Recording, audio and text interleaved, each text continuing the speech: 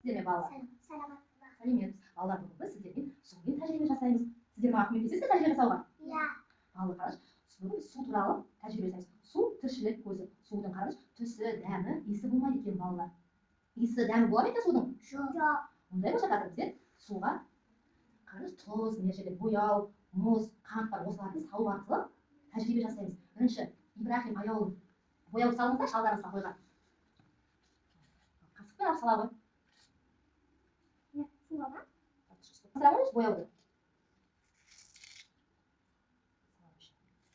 Араластыра қойды. Судың түсі өзгерді ме балалар? Иә. Ибрахим, сенің судың түсі қандай болды? Қызыл. Аяулым, сенікі? Сары. Сары болды, судың түстері қызыл, сары болды, иә? Келесі қоя қой, сала ғой, аяулым, қант салшы, қой шекерді. Салып араластыра қой.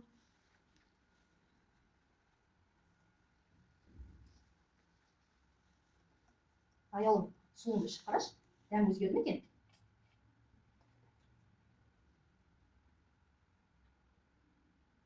Қандай екен дәмі? Қандай дәмі? Тәтті. Құмшекер салса тәтті болады екен, иә? Ибрахим, сен ішіп қарайсың ба суды? Суды ішіп қарайсың ба? Жоқ. Неге? Ащы. Дұрыс айтасың, тұзды салғанда су ащы болады екен, иә? Балалар, ондай болса біз қараңыз, мұздан моншақ жасаймыз ба? Иә. Мұздан қазір біз моншақ жасаймыз. Қараңыз балалар, мұзбен моншақ жасау үшін біздерге ең алдымен мұз керек, сосын жіп керек, азан, тұз керек. Бірінші мұзды қатарластырып қойып шығыңызшы тізбектеп. Мұзды алдағы тәулікте және салып шығаруыңызға қатарластырып.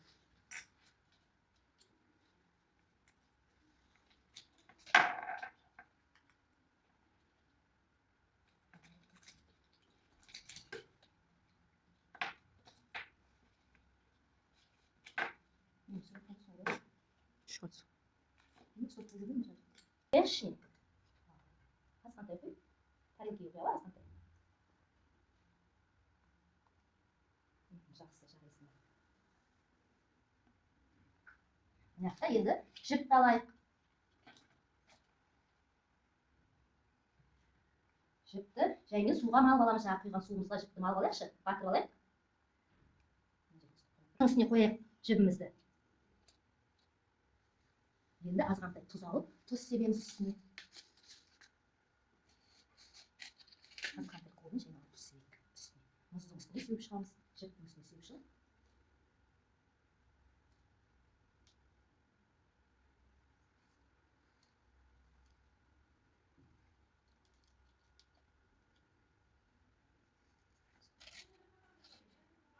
Күшті ме екен балдар? Иә. Сіздерге ұнады ма тәжірибе? Иә. Сіздердің тәжірибе немен өттік балдар? Сумен өттік, ә? Судың дәмі түсі бар ма екен? Жоқ. Біздер тәжірибе не пайдаландық балдар бүгін? Су сосын? Тұз. Сосын? Мұз. Бояулар пайдаландық, ә? Сіздерге тәжірибе ұнады ғой, ә балдар? Иә. Олай болса сау болыңыздар.